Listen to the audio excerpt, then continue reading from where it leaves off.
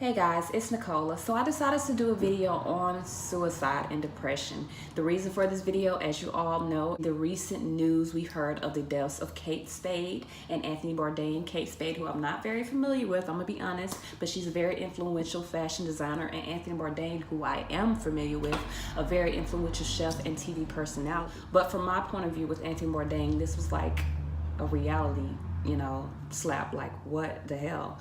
What happened? Like, how did this happen? He was such a vibrant person. I don't know if you guys watching him on TV as well as I watched him on TV, but in the wake of these events, it sparked a lot of emotions within me in regards to this certain topic. So before I talk about me, let's get on to some facts. I wrote a couple things down, just some Google facts on what depression really is. Okay, Google says that depression is anxiety, which in itself is a whole nother mental illness. Okay, we're talking about anxiety, guilt, hopelessness, loss of interest, loss of pleasure, sadness, aggression, blaming, sleepless nights, inability to sleep, sleeping a lot, feeling vulnerable, feeling paranoid, excessive crying, irritability, weight gain or weight loss. We are going to talk about how do you identify these symptoms, because with the list that Google gives you, you would think that everyone you come in contact with is depressed,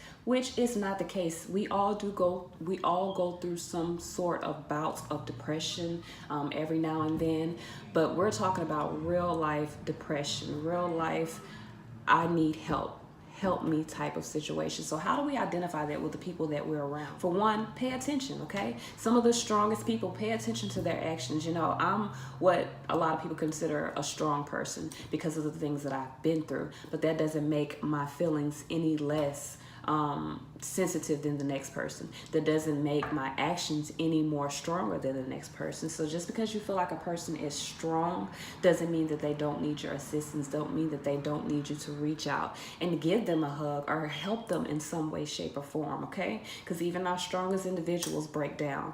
And one of the first signs that I think most people notice is like a loss of interest, or they're not the same. As people say, like what they used to like, they don't like anymore. The things that they used to like to eat, they don't want to eat anymore. Instead of getting up and moving, now they're sleeping all day. Pay attention to those signs, okay? Those are definite indications that mentally something is not right with the person that you're dealing with. Another thing that I can speak on that I was taught to look for when I used to work in a casino, I was taught to look for what people say, basically. Pay attention to what people are telling you. Sometimes just paying attention to what a person is telling you, paying attention to how they tell you, to the effort or the energy that they put behind the words. Pay attention to those things, because those things can mean a lot. With Anthony Bourdain, like I said, I don't know if I told you guys, but I grew up watching him. I loved his show. I love the fact that he could travel all over the world, eat all of these different foods. Sometimes some foods was not the business, but eat all these different foods. And this was, to me, the most amazing thing a person could do. And to know that he accomplished all of this in his life and he still didn't see fit for him to live is heartbreaking, okay?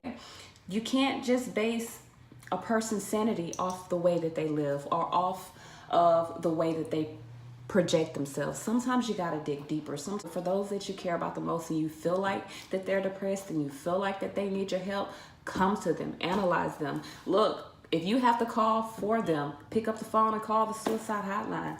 Do what you have to do to save the people that you need to save. Don't let mental illness be a factor in whether or not the person you love is here tomorrow. Another thing I want to talk about that really hits home to me is mental health within the Black community. Because in the Black community, there is no such thing as mental health. You might be a little slow, you might not have it all, just can't get right. But in actuality, mental health is a real issue. I grew up with a brother who has a mental health disability. Growing up with my brother in this capacity helped me to realize how important mental illness was for our community as a whole, okay? Even in the school system, growing up, I remember they had a separate class for all the mental health kids, and the people that I went to school with never really knew what happened in these classrooms. They all just knew that that was a special class. But me, as a sister of a person who was dealing with these mental health issues, got to be a part of these classes sometimes. I got to see what they did, how they studied. And yeah, they did teach them very beneficial things to do into reality. But as far as learning, they weren't treated the same. And I'm speaking from experience. They weren't treated the same. They were outcasts. And those who were not that slow, like my brother, would understand that they were an outcast. So this was a constant battle. You understand? Growing up with my brother, this was a constant battle in trying to make him feel included when the world didn't want him to be included. I think within the Black community, it's very important that we accept the fact that there is mental health issues within the Black community. There are mental health issues within the Black community. Because we've had some very influential people decide to take their lives, it's becoming now mainstream. But this has always been an issue. It's always been an issue on whether or not a person is really mentally ill. Are they really depressed?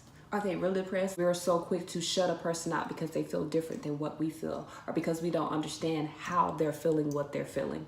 Some of us still can't grasp the fact as to how or why someone would kill themselves, but that's not for you to understand. Try to talk to the person. Be the person who helps them decide that it's not worth them taking their life. Be the person that comes in and says, look, there's a better way. Let me help you find a better way, instead of being the person to turn their back because it's not me. We're so quick to say it's not me. We're so quick to turn our attention towards something more favorable than to deal with the obstacles or the issues that we have in front of us. I want to tell you guys a story. Be honest with you, I have never told my mother this. And I've never told the person who affected me at this time this. So it's out in the open now. I was 18 years old, pregnant with my first son in Missouri, Whiteman Air Force Base, Missouri. That's where I was stationed. Having issues with my son's father, who we do not have issues anymore. Guys, we are great co-parents, okay? Great co-parents. But at the time, we were both young, first child for both of us. We literally couldn't get it together, okay? He wasn't ready to be a parent. Neither was I. One day I decided to walk to his house. For some reason, I remember I messed my car up, something like that. Anyway, I walked to his house and there was another girl involved. And I remember thinking to myself, how could he do this to me? Like, I'm pregnant with his child. I don't understand. I was 18 years old. Like, this is my first boyfriend. What am I supposed to do now? I remember going into this panic mode of my life is over because I am pregnant I'm like 5 months pregnant. He don't want to be with me. What am I going to do?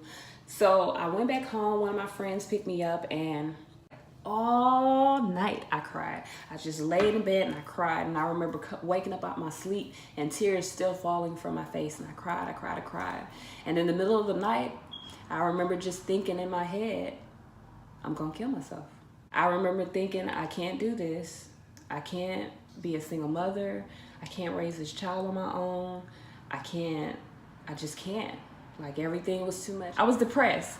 Within that day, I went from semi-depressed because I couldn't connect with my son's father the way I felt like I should, to majorly depressed to where I didn't want to live anymore. And I remember crying. Even through the decision that I made, I still cried because it was a decision. It was a process of accepting this into my life, accepting the fact that I was going to end my life.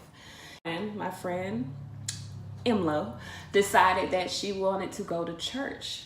And I really didn't want to go because I know what was in my head. So we went to church, and literally the whole time in church, I'm not really paying attention to the pastor. I'm not paying attention to anything. I'm crying. I'm in my head.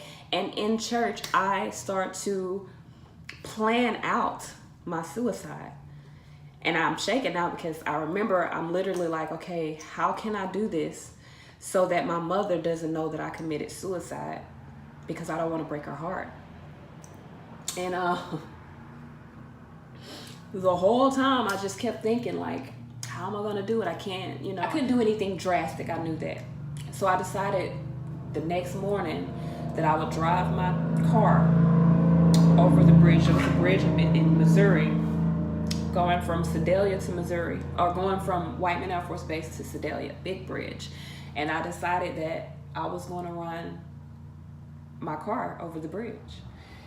Mind you, I'm 5 months pregnant. Like I didn't have any reason to live. And some of you guys might be like, that's the dumbest reason why a person would commit suicide. That's so stupid.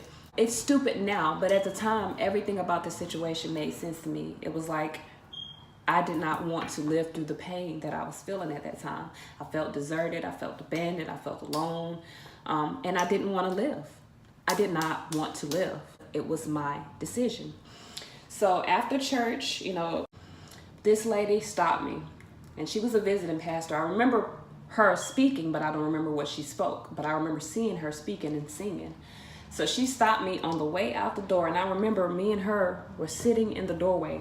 She was here and I was here, and we were sitting in the doorway, and she looked me in my eyes and she said, baby, don't nobody choose life or death for you. You make that choice. She was a prophet, but the things that she told me hit home so hard because I know at that exact moment she stopped me, I had been planning my death. Like I was planning the way that I was gonna take my life. I planned it, and she stopped it. She didn't actually stop it. She didn't actually tell me not to kill myself, but she told me that the option to take my life was within my own hands, and that I shouldn't let anyone else's actions decide that for me. That lady saved my life. She saved my life. She saved my life. That lady told me I had a message to share, and this may be the message. She told me I had a message to share with the world, and I really hope that I'm living within her prophecies and I'm giving my messages to the world, because this is a very important thing that we need to discuss as a human race.